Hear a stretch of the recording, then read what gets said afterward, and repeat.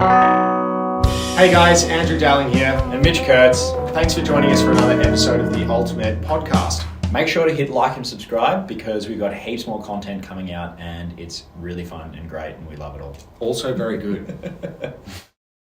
Hey guys, welcome back to another episode of the AltMed podcast. I'm Andrew Dowling. Mitch Kurtz, my usual, in fact, mandatory co-host, is with me as always. Still yet to do a monologue, Mitch. Can we expect that from you at some stage? I'll book it in during Christmas. Sounds good. We've got something different for you guys today, which we're pretty excited about. Bit of a new angle for our podcast, but we're here to pass on the wisdom from those who actually know a thing or two, which is not Mitch or I. So it is our pleasure to have on the show with us today Dr. Omid Ansari, who is the founder and CEO of Hemp Gen Tech. Omid, welcome to the show.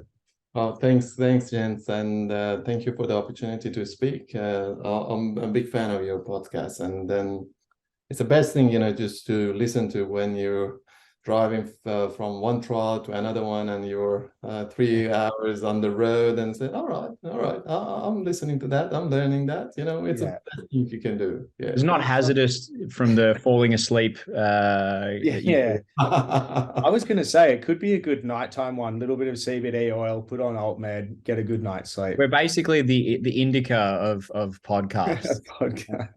I'm going to talk about sativa here, though. So today. Okay, good. Well, we've got a few topics that we're going to be talking about cannabis or hemp as a fiber or as a crop. But I'm going to let Omid talk about that because he knows much more about that than us. So maybe, Omid, can we first jump in and can you let us know what your background, your qualifications are, and how you got into this space? Sure. In 2004, when I started my PhD at Sydney University on quantitative genetics and biometrical genetics, actually, and breeding on wheat. And at the time, so it was a very hot topic of having a wheat variety that is basically low GI. It was a very interesting, basically journey, which I got another opportunity to visit Canada as part of my PhD study, where I ended up, after finishing my PhD, doing a postdoctoral degree with the University of Saskatchewan at the plant science department there, which I spent, nearly 3.5 years there, including winters, obviously.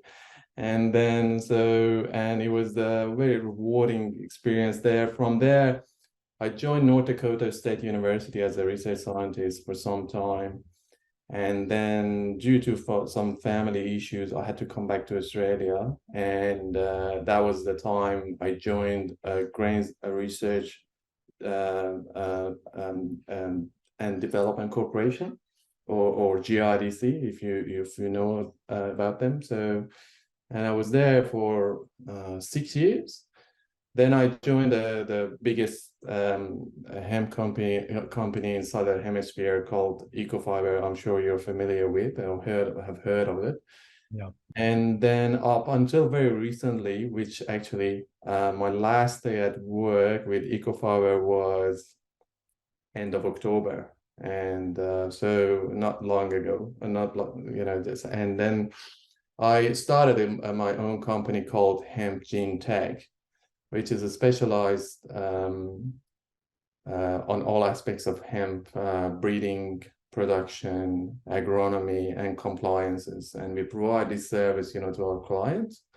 Also, we provide, seed certification service according to OECD seed certification scheme as well. So there are lots of things, we offer, and then I'm trying, just we are very keen to collaborate with like-minded people, and I'm quite keen, to have a chat with you gents today. That's great. So has your research primarily then been centered around wheat and hemp largely? Well, I have, over 20 years of experience across cereals, wheat, barley, and partly durum. But since 2016, I've been working on hemp. So, and what a journey was. Yeah. Yeah. You know how to separate the wheat from the hemp. Almost. I think it's worth probably at this stage defining when you say hemp, what do you mean? I say that because depending on who you speak to, there's slightly different definitions of hemp, whether you're North American, whether you're European, or maybe from Australia. So I just wanted to get straight from the horse's mouth what definition of a hemp you're referring to, and how we divide maybe the different classifications that people are giving hemp out there. Very good question, actually, Mitch. In Australia, or in my opinion, actually, the hemp or industrial hemp is based on the intention and intended use. So if you're using it for fiber application or grain application, it should be considered industrial hemp, and anything else, just if it's, for medicinal or nutraceutical, should be considered as a something else. So, and obviously when you are talking about industrial hemp, there are some regulatory requirements that you need to meet, including THC threshold. And up until very recently in Australia, every state had their own threshold. And as of today, I know all of the states except one, so their thresholds become 0.5% and 1% THC level. And I think Victoria is the last one, is just trying to finalize that or modify that legislation and go from there.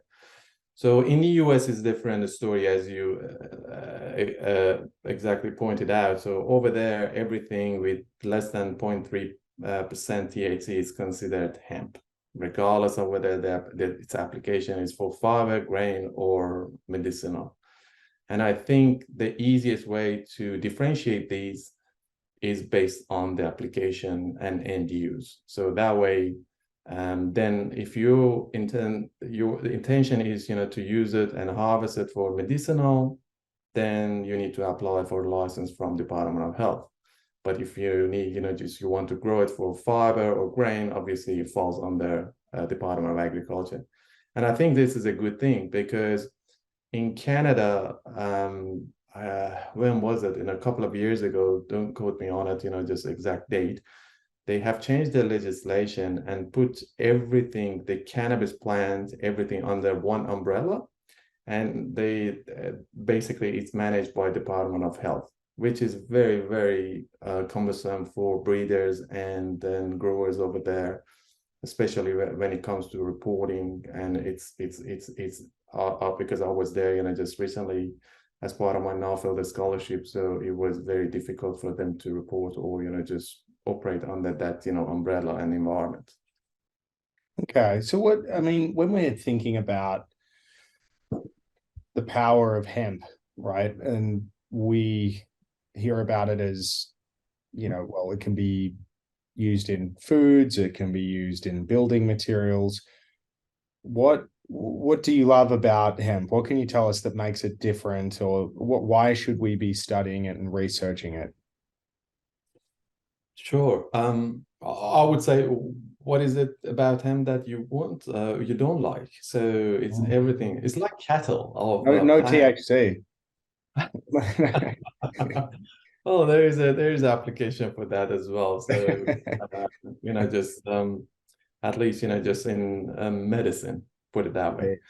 So basically, just always compare hemp to cattle. So nothing of hemp plant goes to waste, from the root to stem to biomass to flowers to seeds and everything being used. One thing that I really like about hemp is its carbon footprint and how sustainable a crop it is, because So with the amount of, just, carbon it sequestrates in its, the biomass, and comparing with the other crops, it's amazing, just crop, and it's a cash crop. So people sometimes consider the hemp as a rotational crop, and usually rotational crop doesn't mean it's a cash crop. But by planting hemp as a rotational crop, which can fit very nicely with other crops, not only you get the, just cash for the product that you harvest or crop you harvest, but also, you just add a lot of benefits to your farm. So improving health of, just your soil, and so many other things as well. So one thing I've often thought about, and is probably I'm interested in, why would you not make something, we're talking about what needs to be occurring in order to have a hemp plant versus a cannabis plant, let's say, and it's low THC. I mean, by the definition of having its intended use, you could technically grow THC and say, well, the intent is for it to be hemp because that's what I'm going to use it for, textiles and rope and whatnot. But I think, it's widely accepted that it's this very low THC. I think in the States, it's less than 0.3% THC. And Europe, I think it's less than 1 or 2. I can't remember, depending on where you are. But why not just use male plants for hemp, for example, so that there's no chance of having like a flowering plant that could be used for, let's say, if you're thinking about it from a drug text, misappropriation.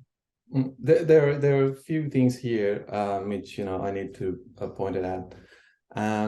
So one is that, if you want, to harvest the crop for fiber, so similar to the medicinal application, there is a, just a right and optimum time of harvest. So that's been identified, and this is, I'm not generalizing. This is, if you want, to get the highest biomass, usually it's been harvested at male flowering. So basically, there wouldn't be any seed sets. So that's with that one. But again, so this is a very general statement. So when you break it down, so at the very, just the next level would be, all right, do you want, to use bast or outer layer of, just that stem for producing garment and clothes and things like that? Or are you interested in the woody core part of it, which you call it hurd? So that, again, different timing, just, and depend on the varieties you need, to have, align your harvest with those criteria. Then again, going back to that, the THC content. So it's like, just you're driving a car and coming to a red light camera at midnight. So you can drive through and you may get around it, but, the right thing to do is just stop. And then when the light is green, start again. So yes, of course, you can have just a high THC line, just there. But at least in Australia, we know that, your crop will be sampled by DPI. And then if the crop is hot or, just, the THC content is above the limit, your crop has to be destroyed. So, and that's another, just conversation that we can have another session on it, just whether, just 0.5 is and having an absolute, just figure the right thing, or should we include some standard deviation there, just plus minus what, so still falls under that category. And I think, initially when the legislation was written, at least in Queensland, where I'm based, so that's why, they define different limits, 0.5 and 1%. So, and that's, I think, just appropriate. And in my opinion, we should differentiate these from each other. And sooner or later, I think, in my opinion, the legislation would change, allowing growers to grow the crop not as a dual purpose, for multiple purposes, grain, fiber, and then flowers as well. Because Hemp, although just has a lot of benefits, but when you look at the gross margins and comparing to other crops, it's not that much different to other crops. So it needs to be something there to make it more attractive crop for growers to grow it. So what about and this is I'm so naive on this topic. Is there generally, like, I don't know exactly how many strains you've come across of hemp, but the strains, let's say, for example, I've had somebody give me hemp protein powder, right? And like, is the hemp that goes into, say, food products the same that's used to make rope, or the same that's used in building materials, or do you tend to find that there are certain genetics or strains that are best suited for each of those different types of applications? Yeah, look, so when I was, just with the eco-fiber, for instance, I reselected a line called Ep.87, which is now, just a leading dual-purpose fiber variety in the US and in Australia as well. So you can have a dual-purpose variety, so you can plant it for grain and then for fiber or both. But if you want to just grow it for fiber, so obviously when you do the breeding and selection and you want to grow it, then you're trying to increase the biomass as much as you can to maximize your return on that. Where when it comes to the grain, then at this stage everyone's love to have a hemp seed, but within the next 5 years, customers would ask for a specific basically protein profile or fatty acid profiles with just X number of this and that amino acids in it, and that's inevitable. It's definitely, we're not there yet, but that's the way that industry works towards it. It's like pulses in Australia. Very rarely anyone was aware of just the availability of pulses in Australia probably 30 years ago, and now everywhere you go to any supermarket or restaurant, it's part of that just cuisine, or it's part of that just product development, just package that they're trying to target people.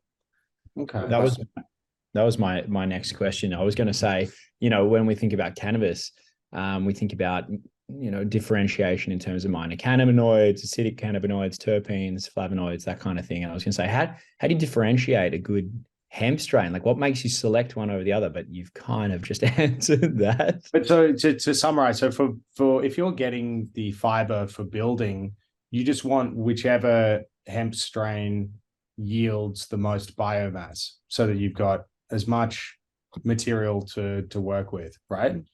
That was a very general statement. If you talk to any grower, they always say yield is king. So that's the top priority for everyone, because that's where they get paid for that. So for instance, in canola industry, there are some specialty markets like high oleic acid, canola, right? Which growers receive a premium for growing them, but just the yield usually is lower than others. So when it comes to hemp, so if you want to use it, for instance, hempcrete, definitely you want to have more of a herd content rather than the bast content. So, and then when you do the selection, you're selecting based on the plant characteristics that end up just having one, high yield, two, more herd content, and obviously within the herd there are lots of different characteristics that you can target. What's the amount of lignin, cellulose, hemicellulose, mineral content, all sort of things, and depends on your end use and end product. Then you target your breeding or aligning your breeding targets with that product. I think Yeah, that makes sense. I think the other thing that might be good to differentiate, and there's probably nobody better to do this, is to actually take us through the difference between each part. I think there's a lot of confusion for many people out there over each part of the cannabis plant and what its uses might be. So, people say, oh, I've been offered CBD oil, I've been offered hemp oil, I've been offered hemp seed oil, I've been offered cannabis plant juice, I've been offered all these different things, and people are like, which is the one that's going to do what, and how can I have that from an let's say ingestible perspective? What are the options and where do they come from? Well, just so for any nutraceutical, usually the majority and concentration of cannabinoids, as you know, is they're stored in trichomes in the flowers, and then there are less of concentration of those cannabinoids or trichomes on the leaf. So that's where just you want to harvest those trichomes, and just I think just very old method of just basically making hashish. Basically, it was just purely based on collection of trichomes.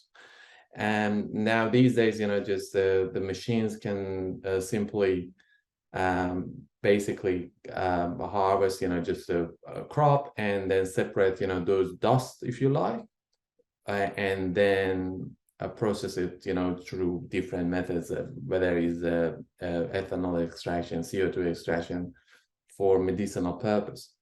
When it comes to the grain, then it's the same thing. So you can use the grain for different applications. So you can remove the shell, or they call them dehulling, and the nuts or heart, you can basically just use it with your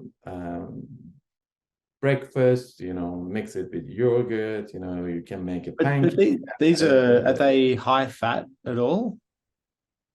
They have a very balanced ratio between omega-3 and 6. So previously it was, everyone believed that if this ratio is very high, it's very good for your body. But a few years back, they found that if the ratio between omega-3 and 6 is between 2 to 3 to 1, it's the ideal ratio, and hemp seed provide that ratio. The other thing you can do with the hemp seed, you can basically crush it and then extract the oil out of it. So which is like olive oil. So it's an extra virgin a hemp seed oil, and because so it has a fantastic just oil content of nearly 25%, or just give or take, and just fantastic ratio of omega-3 and 6, and it also has omega-9 as well. So it's a very healthy oil, and it's full of polyunsaturated fatty acid. But when it comes, to the hemp seed as a source of protein, hemp seed possesses all essential amino acids, and it's actually higher than any other. Well, let me be careful about that, this statement. It's very high in iron as well, so which is fantastic source for people who are on vegetarian or vegan as well. So there are lots of application when it comes to the grain as well. So let alone, just millions of application for fiber as well. No, I can attest to all this because I have a hemp oil that I put on my salad from time to time. And yeah, it's quite healthy, if that's maybe not the right word, but it really does, to your point, contain a lot of healthy fats. Yeah, I try not to put too much on there, but I know that it can't be used as a cooking oil because smoke points. Yeah, exactly. I'm just curious, what is a typical? I know it's very fresh, let's say, but what does a typical day at Hemp Gen Tech look like at the moment? So when I was working for Ecofiber, I used to start, just very early around 6 a.m. and then by 3 o'clock I was dead, literally. And now my day starts at 5 and I finish midnight. So there are lots of meetings. So when I get out in the morning, so just start my computer, reading emails and so forth. We have a new fluffy family member as well, so it just keep me occupied while I'm typing or replying to emails until everyone's up, and then the day starts. Just attending meetings, just look at my schedule. And then soon I'll be starting my breeding trials across, Australia. So from Queensland, New South Wales, and Tasmania at this stage. And when I, started actually with Hemp Gen Tech, so I was overwhelmed with the support from the industry and those who I consider competitors, and I was overwhelmed, I'll tell you that. So, and I'm very grateful, and because I said if I'm not successful in this position as a Hemp Gen Tech, I would move on to another industry. But sorry. You could possibly move to the cannabis industry. It is cannabis industry, but low THC one. That's what I mean. You could switch to the dark side, the high THC. Well, it's ironic you're saying that, within the breeding program, I try to reduce THC content of the hemp varieties by sometimes increasing the other cannabinoids.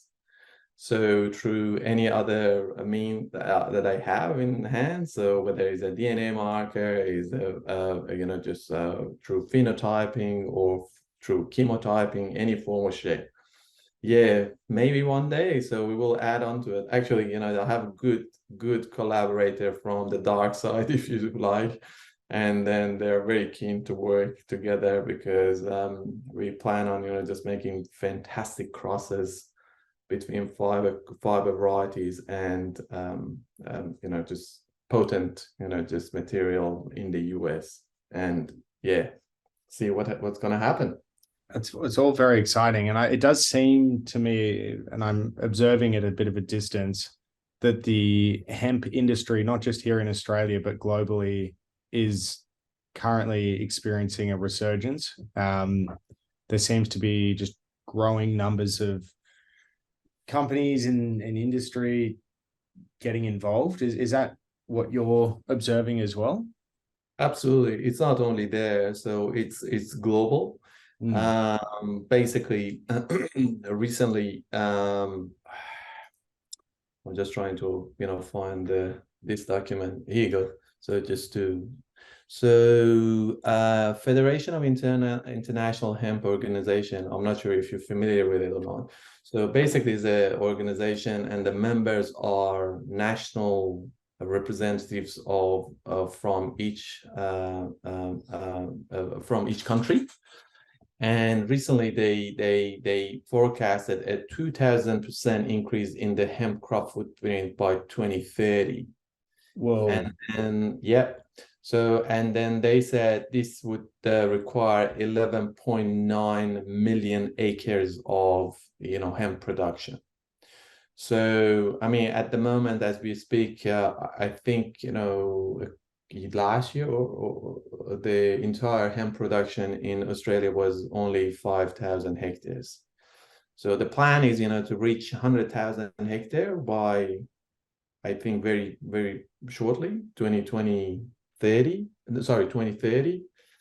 And to reach that point, so you need adaptable varieties that meet a lot of criteria for growers to grow and provide some benefits to basically investors and across the value chain, literally. Are we sending hemp overseas? Like, are we exporting Australian-made hemp?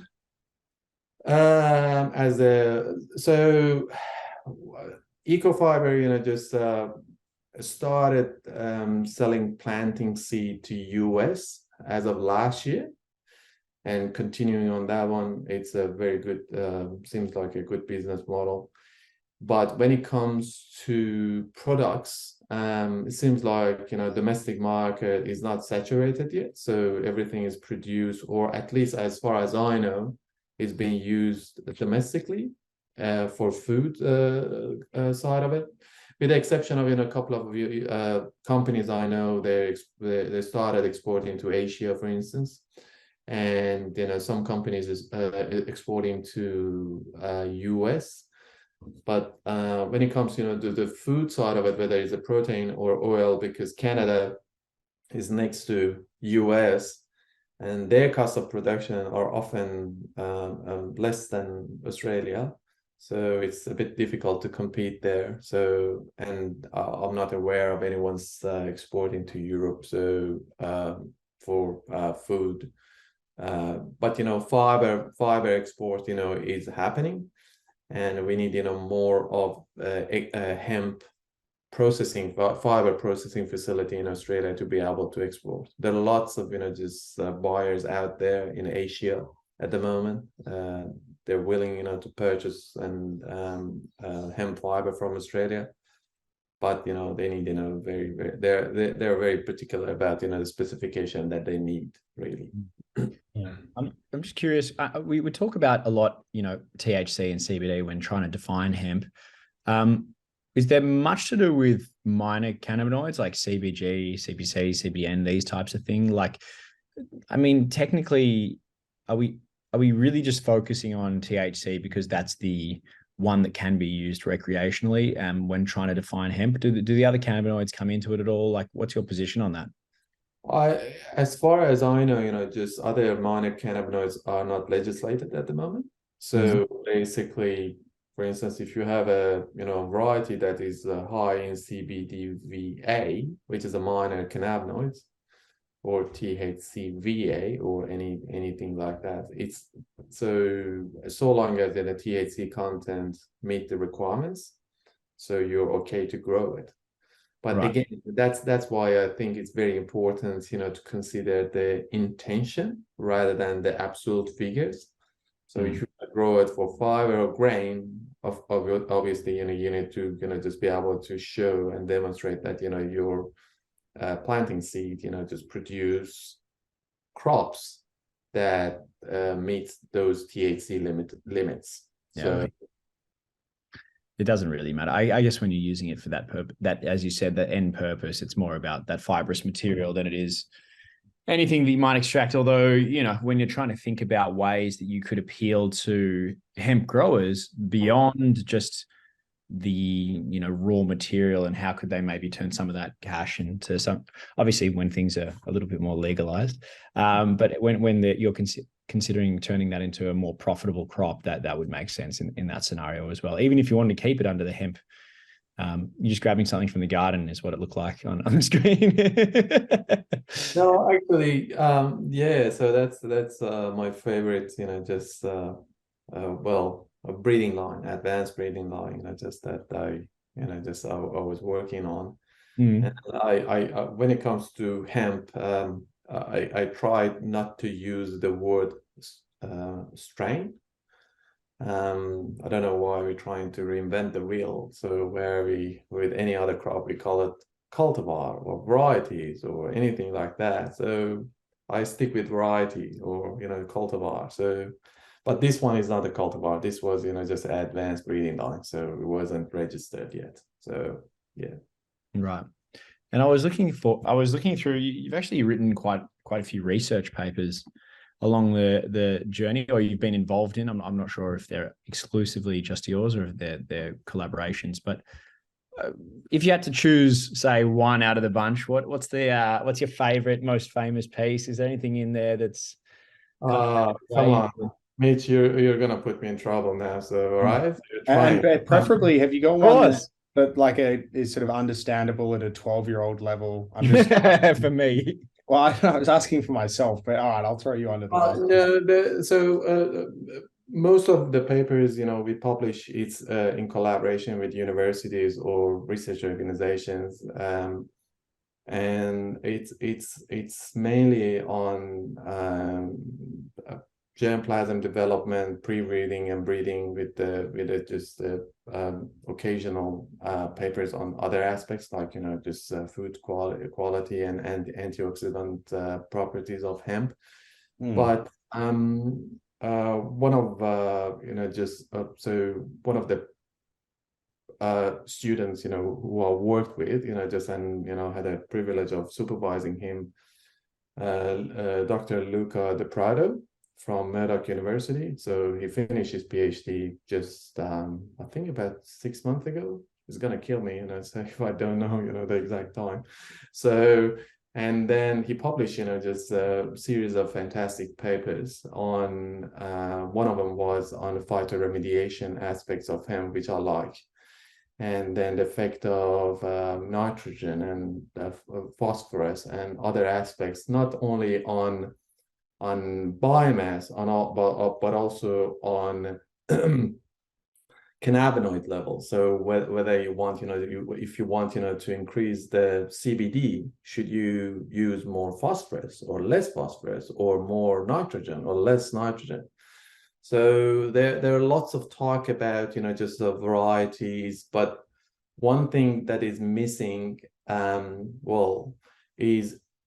two things. One is that, genetic component is one thing you can, just address, and it's in control. So environments, barely you can control it.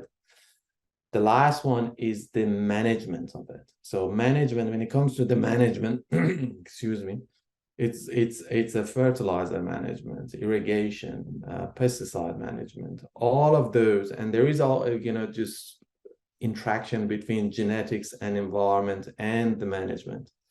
And that's why I like, those papers, because it looks at, the more complex scenario, not, just looking at individual component in isolation. So you need, to look at the whole thing together. And, it's very important, just to have that, just put it in the context of what you want to achieve. So you can't, drive a truck if at 200 kilometers an hour, if you put a just Ferrari's engine in it, so it doesn't work. So you need to have the right agronomy and right engine, which is the variety, so then it works together to achieve what you want to achieve.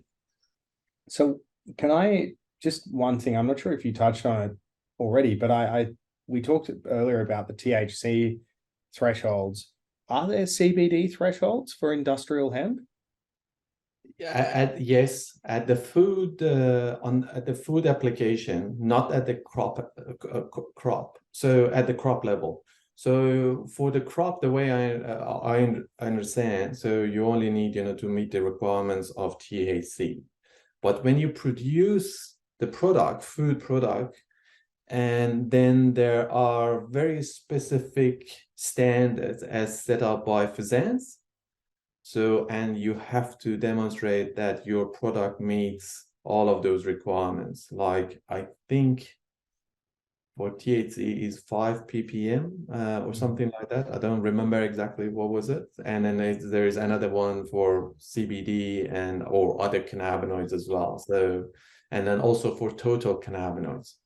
But does that then mean, sorry to jump in, but does that mean then that in the industrial context, because it's not made for food grading, that say a hemp t-shirt or a hemp textile might actually contain CBD? Or is that a far-fetched idea?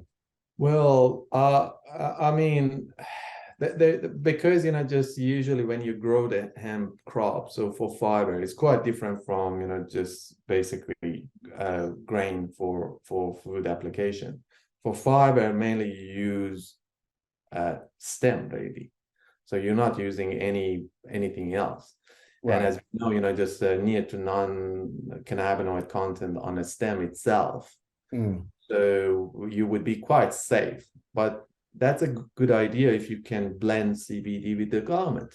Yeah. If you just hear more about those, you may want to look at some of the patents already submitted in the US for those kind of stuff. Yeah. That's interesting. There's a little project to spin off out of good old AltMed chat. Yeah. Yeah. I've actually got an interesting one around terpenes, because technically you could produce terpenes from a hemp plant.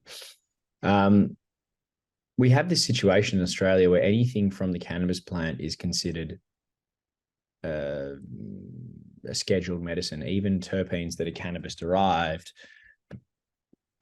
But I'm wondering if they're hemp derived, they're still kind of cannabis derived, but not by definition. So adding hemp terpenes into, we hear about botanical terpenes all the time, taken from lavender and et cetera like this. But in terms of taking it from hemp, you're really getting a cannabis terpene derived. But I'm just trying to think on the legislation whether that would count if you wanted to use that for cannabis medicine. Yeah, do you have any insight on that? I'm not sure. I'm not, to be honest, across that component of the legislation. But again, if you think about the intent, I think that you would be questioned on that to say, well, if you wanted to grow a crop, and the intention here is to extract terpene, obviously you need a different license, not just a license Why? from. Terpenes aren't considered active technically, so it's like they're not a scheduled narcotic. So if you were growing hemp for ingestion purposes, then why would terpenes be any different? I'm just wondering. I'm just asking the question. I don't know. It's got me thinking about it actually. Maybe that's a question for TGA. So I don't know. You may be, or already you may be able to do it, but I doubt it. But yeah, I'm going to go. I'm going to go ask them. John's house and knock on his door. Oh dear. No, that's great. Well, no, I mean, really grateful for your insights. It's just an area that I think a lot of people wouldn't know about. And I'm sure actually there's, given that the security infrastructure, I'm guessing at farms isn't quite as great as that for medical grade. I've probably driven past a few hemp farms. Actually, just out of interest, is there any state that's leading the way in Australia in terms of hemp farming?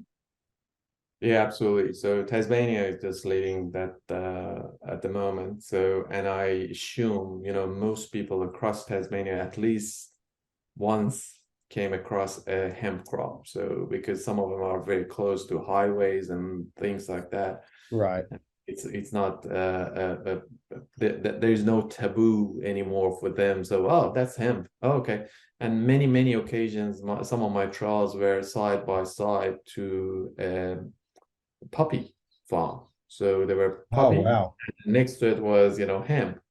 And it was quite easy, to grow puppy rather than hemp because it was a lot more restrictions on that. So, and that's another question for Mitch, to add to the list.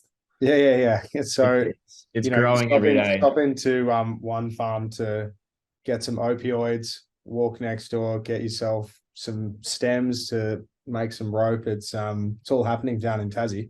Yeah. So, but Queensland, just is very, just basically they're developing a lot of projects as we speak, and I'm not sure if you're aware of it or not. So there is a hemp CRC initiative that just put forward, and it led by University of Southern Queensland.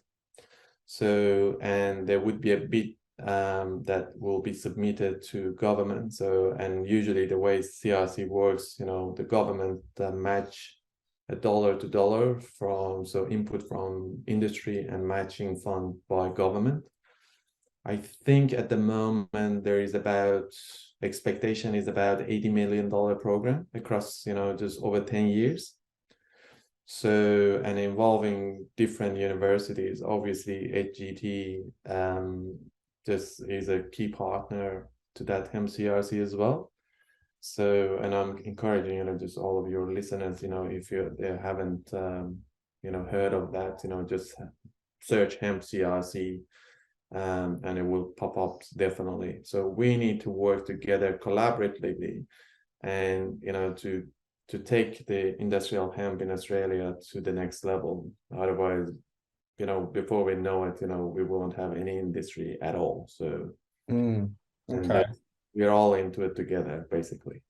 Yeah, well, it does sound like the wonder crop. You talk not just about its potential industrial, applications, but also its regenerative properties with soil. It really is amazing. So we love the work that you're doing. And I think at some stage, Mitch, we should try and get ourselves along to visit one of these hemp farms and see it up close. I'd say so. I'd like to visit a few more of the hemp farms out of curiosity, to be honest. So yeah, definitely. Love to have you here if you're coming here for to escape the cold winter in Melbourne. It gets up to a nice 20 degrees in Melbourne during the height of summer. No, maybe it's higher, but no, we'd love that. When we're next up in Queensland, we'll be in touch, Omid. Absolutely, love that. No worries. Well, thanks so much again, and really appreciate it. We'll speak soon. Thank you very much for the opportunity, and enjoy. Thanks for coming on. Thank you. Appreciate it. Take care. Bye. Hey guys, Andrew Dowling here, Mitch Kurtz, and thanks for joining us for another episode of the AltMed podcast. Make sure to hit like and subscribe to stay up to date with all that we have coming. All things AltMed? Yeah, that too. Okay.